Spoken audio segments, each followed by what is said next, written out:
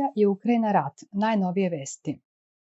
Predsjednik Ukrajine Vladimir Zelenski izjavio je danas da, koliko je on upoznat, Kijev nije naredio teroristički napad na Krimski most.